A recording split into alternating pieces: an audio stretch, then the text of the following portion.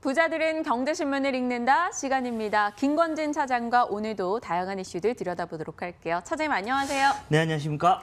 네, 오늘 여러 가지 소식이 전해지고 있는데요. 또 현대차 관련한 속보 소식도 하나 들려오고 있습니다. 주당 배당금을 3,000원 해가지고 주주총회에서 통과가 됐다라는 소식이 전달되고 있는데요. 일단 시장에서 이 종목 분위기 어떻게 해석이 되는지 잠시 후에 좀 파악을 해보도록 하겠고요. 첫 번째 이슈로 곧장 넘어가 보겠습니다. 첫 번째는 오늘장에서는 주식 움직임을 보이지 않고 있는 종목 아시아나항공인데 이슈로는 가장 크니까요. 골라봤습니다. 3일 회계법인에서 아시아나항공 감사 의견을 한정으로 냈다. 결국 코스피에선 통상적으로 한정을 받게 되면 관리 종목으로 지정이 되기 때문에 이제 다음 주면 관리 종목으로 지정이 될 겁니다. 일단 오늘장에서는 감사 보고서 제출 시한을 놓쳤기 때문에 거래가 정지되어 있는 상황입니다.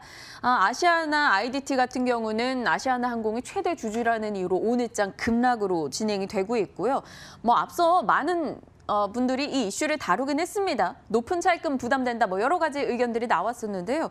아시아나항공 앞서 스윙어님이 그러셨던 것 같은데 동네 호떡집도 아니고 이게 뭔 일인가? 어떻게 봐야 될까요? 조금 많이 어떻게 보면 국적사입니다. 국적사로 갈 수 있고 우리가 매번 타고 다니던 이런 항공사였다라는 거 얘기를 해드리겠습니다. 실제 어떻게 보면 부채에 대한 인식을 어떻게 보면 좀 다르게 하고 있었던 것 같습니다. 기업에서는 아니야 이 정도로 하면 돼라고 얘기했는데 회계법인에서는 아니야 이런 식으로 하면 안 돼라는 이런 의견차가 좀 많이 있었던 것 같다라는 거 얘기를 해드리겠고요. 이런 이슈가 나오면서 주가가 오늘 이런 식의 이야기가 나온 것 같습니다. 통상적으로 앞에서 얘기해 주셨던 것처럼 한정 얘기가 나오면 관리 종목으로 가는 게 맞습니다. 그렇지만 다시 한번 어떻게 보면 회계법인에 다시 한번 맡기겠다라는 식으로 오늘 얘기를 하는 것 같습니다. 잘 해결이 되면 정상적이 되겠지만 어찌됐든 악재긴 악재다. 왜냐하면 결국은 돈을 차입을 많이 해야 되는데 이 차입을 할 수 있는 어떻게 보면 신뢰도가 많이 깎여버렸기 때문이다라는 거. 어떻게 보면 채권 발행 금리 같은 경우도 어떻게 보면 또 위로 폭등할 수밖에 없다라고 생각을 해주시면 될 것 같고요. 아시아나항공 이것 때문에 또 금호산업 같은 경우도 지금 현재 같은 의견이 나타났다는 거 여러분들께 이야기를 해드리겠습니다. 알겠습니다. 첫 번째 이슈로 짚어봤고요. 다음 이슈는 그냥 좀 점검만 하고 갈게요. 내용들이 전달돼서요. 어제 삼성전자, 하이닉스, 그리고 오늘장 하이닉스 이렇게 올라가는 걸 들여다보면 IT 쪽 정말 살아날 것 같거든요. 네. 그런데 증권가 투자 의견들이 굉장히 보수적이에요. 한국투자증권에서 SK 하이닉스 하반기 수급 개선은 기대된다. 하지만 수요 회복이 쉽지 않을 수 있다라고 의견을 내놓으면서 투자 의견을 중립으로 갔습니다. 아시죠? 증권가에서 중립하면 일단 사지 말라는 내용이고요. 그리고 너무 오래됐습니다. 그렇죠. 이분은. 아시는 분이시군요. 저희 회사 애널리스트였으니까. 예. 네, NH투자증권에서는 삼성전자 1분기 이익 감소폭 클 것이다. 모두 다 한결같이 얘기하고 있는 건 2분기부터는 이익이 좀 개선될 수 있다라고 이야기를 합니다. 어저께 차장님이랑 저희가 이 얘기는 해봤었으니까 네. 차장님이 실적 나오는 거 보고 가자라고 지금 성급히 투자할 필요는 없다라고 이야기 주셨으니까 네. 다시 투자 전략은 엿듣진 않겠습니다. 네. 오늘 이런 소식이 있다라는 걸 우리 시청자분들께 좀 전해드리고 싶었고요. 다음 이슈 가볼까요? 삼성바이오로직스, 셀트리온 약세의 바이오주가 부진했다. 코스피 업종 내 의약품주가 그동안 부진했습니다. 그 이유는 바로 삼성바이오로직스나 셀트리온이 연초 대비했을 때 한 10%가량 하락을 기록했었기 때문입니다. 이들은 실적도 부진했고요. 분식회계 이슈도 있었고요. 그리고 이번에 바이오젠 소식이 전달되며 오늘장 삼성바이오로직스는 또 함께 타격을 받아가고 있습니다.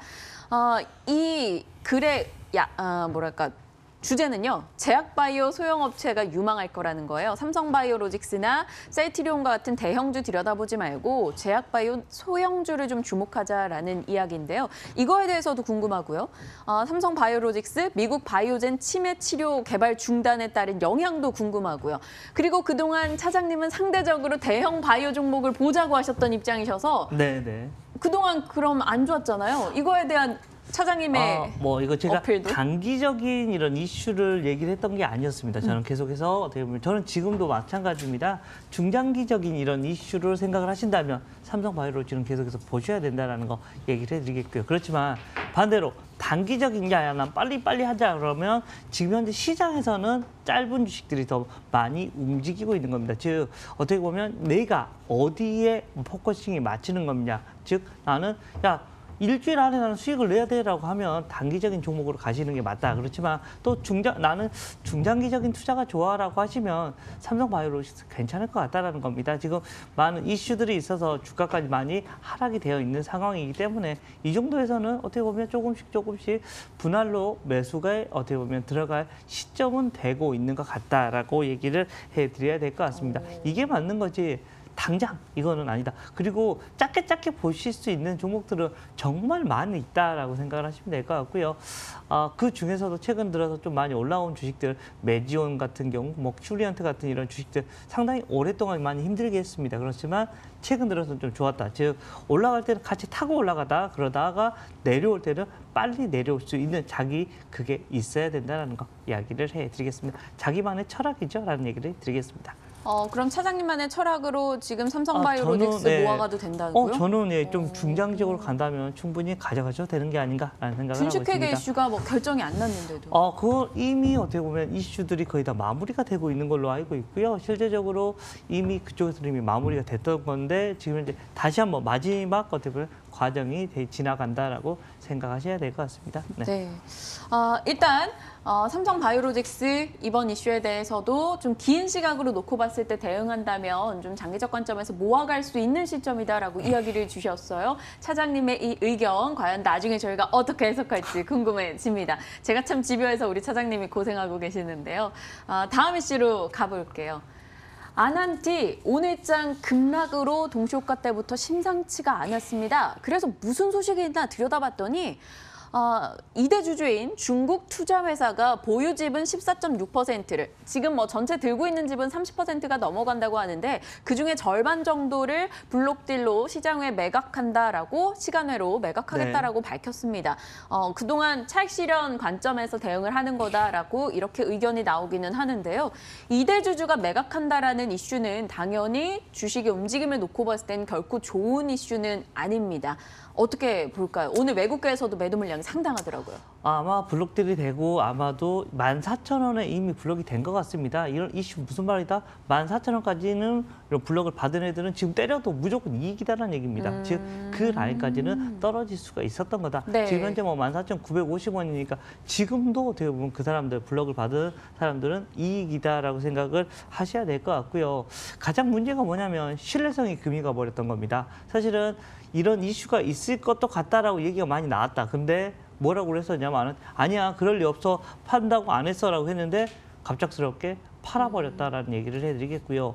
33%를 얘들이 가져갔었습니다. 근데 네. 지금 현재 이번에 14%가 넘게 이번에 블록딜이 됐으니까 한 19% 정도는 아직도 남아있는 겁니다. 이 말은 이걸 언제든지 또 매각을 해버릴 수 있다는 이런 그러네요. 매물에 대한 이런 것이 가격에서 가지고 갈 수밖에 없다라고 생각을 하셔야 된다는. 그리고 최근에 지금 현재 북한과의 관계가 어떻다? 좋지가 않다라는 얘기를 해드리겠습니다. 지금 현재 엎친데 덮친 격이 돼버렸다라고 생각을 하셔야 될 것 같고요. 당분간은 큰 재미가 많이 없을 것 같다라는 얘기를 해드리겠고요. 주가는 1차적으로는 한 14,000원 정도에서는 아마 잡아주는 구간이 있긴 합니다. 그렇지만 거기도 사실 좀 불안한 게 사실이다라는 얘기를 드리겠습니다. 그러네요. 저는 들고 있는 지분의 반 정도 판다 그래서 그냥 반 파나 보다 이렇게 생각하고 악재다 생각했는데 그 남은 반도 언제든 팔 수 있다라고 그렇죠. 생각하면 결코 쉽게 오버행 이슈가 접근하기는 계속해서 있을 수밖에 없는 이런 주식이다라는 거 얘기 어려운 것 드리겠습니다. 같습니다. 아난티 좀 조심해야 되는 거 필요할 것 같고요. 오늘은 이슈 좀 빠르게 짚었는데요. 그럼 네. 앞서 저희 OLED 쪽 제가 중국이 반도체 굴기 안 하고 OLED 굴기 한다 네네. 이렇게 오프닝을 했는데 관련해서 OLED 종목들이 언급이 됐었어요. 네네. 그 가운데 차장님이 덕산네오룩스 얘기하셨던 것 같은데. 네, 예전에 했었었고 네. SFA도 좋고요. 실제적으로 제가 최근에 또 보고 있는 게 테크윙이라는 주식 좀, 테크윙. 네. 좀 보고 있다라는 거 얘기를 해드리겠습니다. 상당히 좀 긍정적으로 좀 많이 움직일 수 있는 하나의 이슈들이 될 수 있을 것 같다라는 거. 그리고 올해 OLED 아주 좋습니다. 뭐 네. EST 같은 경우 좋고요.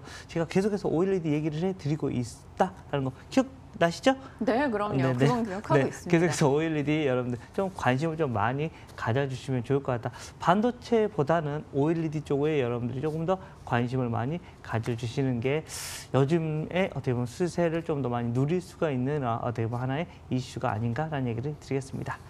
알겠습니다. 눈여겨볼 만한 OLED 종목 중에 하나로 테크윙 이야기해 주셨어요. 저희 기억해 보면서 이 또한 다음 시간이든 언제든 AS 하도록 하겠습니다.